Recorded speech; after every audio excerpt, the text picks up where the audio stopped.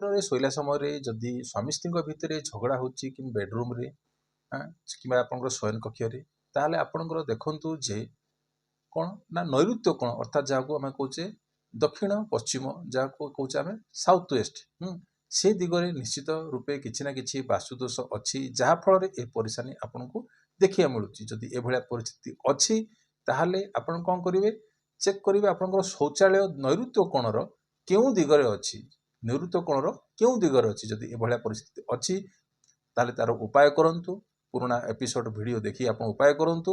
ତାହା ସହିତ ଯଦି ଆପଣ ଯେଉଁପଟେ ମୁଣ୍ଡ ଦେଇକି ଶୋଉଛନ୍ତି, ଯେଉଁପଟେ ଆପଣଙ୍କର କ'ଣ ମୁଣ୍ଡ ଦେଇକି ଶୋଉଛନ୍ତି ତା ସାମ୍ନାରେ ଯଦି ଦର୍ପଣ ଅଛି କିମ୍ବା ଆପଣଙ୍କର ଡ୍ରେସିଂ ଟେବୁଲ ଅଛି, ତାହେଲେ ତାକୁ ରାତ୍ରରେ ଶୋଇଲା ସମୟରେ କ'ଣ ଢାଙ୍କି ଦିଅନ୍ତୁ କିମ୍ବା ଘୋଡ଼େଇ ଦିଅନ୍ତୁ, ଯାହାଫଳରେ ଏହା କିଛି ମାତ୍ରାରେ କଟିଯିବ। ଆଉ ଯଦି ଏହା ବେଶୀ ମାନେ ଲଗାତାର ଏହା ହେଉଛି, ତାହେଲେ ଗୃହର ସ୍ତ୍ରୀମାନେ କିମ୍ବା ଲେଡ଼ିଜ୍ ମାନେ କ'ଣ କରିବେ, ଶୁକ୍ରବାର ଦିନ ଦୁଇଟି ଚାରୋଟି ମୟୂରପଙ୍ଖୀ ଦୁଇଟି ଚାରୋଟି ମୟୂରପଙ୍ଖୀ ଆଣିକି ତାକୁ କ୍ରସ୍ କରିକି ଆପଣଙ୍କର ଗୃହର ବେଡରୁମ୍ରେ ଲଗେଇବେ। କ'ଣ ଦୁଇଟି ଚାରୋଟି କ'ଣ ମୟୂରପକ୍ଷୀ ଆଣିକି ଏଭଳିଆ କ୍ରସ୍ କରିକି ତାକୁ କ'ଣ କରିବେ, ନିଜର ବେଡରୁମ୍ରେ ଲଗାନ୍ତୁ।